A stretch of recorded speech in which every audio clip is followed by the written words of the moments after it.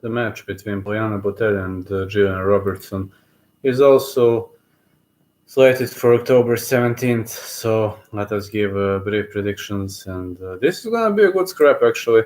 Poliana Botelho is way taller than Gillian Robertson. She is 5'8" and fights strawweight division, Muay Thai BJJ fighter, black belt in Muay Thai and blue belt in BJJ under Michel Tavares, riding a score of 8-2.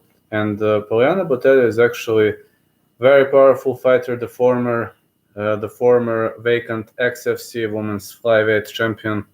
And got to say, all right, she now returned to flyweight, but never mind. I mean, let's just talk about it. In UFC, she kicked off with a decision win over Pearl Gonzalez, then body kicked Siuri Kondo and finished her via barrage of punches against Cynthia Calvillo. She was stopped via rear naked choke. Then she bounced back with a victory over Lauren Miller. Gillian Robertson competes out of American top team. She learned a lot from Dean Thomas and from head coach Daniel Donaldson. Now Dean Thomas opened up his own dojo, so Dean Thomas is a great teacher, and when he teaches you BJJ, I mean, you have to be good. You simply have to be good. She's riding a score of 8-4. She's 5'5", which means she is a bit shorter than Poliana Botelho, and Poliana Botelho has reach advantage.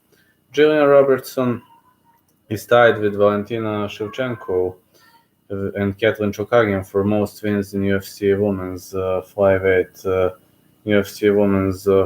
division, 5.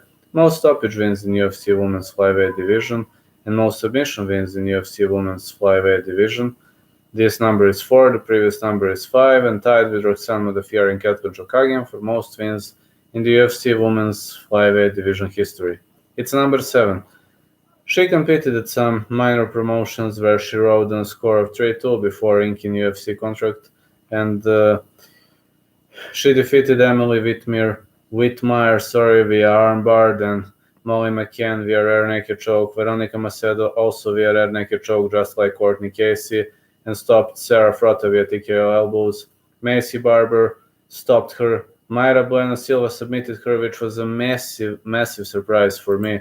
I mean, it was too massive surprise for me because looking back at Gillian Robertson's BJJ, it wasn't a way to go. I was kind of shocked, when I heard of that. I was kind of very, very shocked when I watched that fight. So Gillian Robertson has the advantage when it comes to ground fighting. Definitely going to be Gillian Robertson when it comes to ground fighting. But Poliana Botelho, she has one good side. She knows to keep the fight standing, and she is a powerful striker. It's not easy to finish her, but Cynthia Calvillo finished her via rear naked choke on the other side. Cynthia Calvillo was unable to finish Gillian Robertson on the ground, so Gillian Robertson will very, very hardly be finished on the ground unless you attack with knockout punches and knockout blows. So Poliana Botelho has to keep the fight standing. Poliana Botelho is also better when it comes to clinching. Stamina. Well, stamina is a critical parameter for Gillian Robertson especially.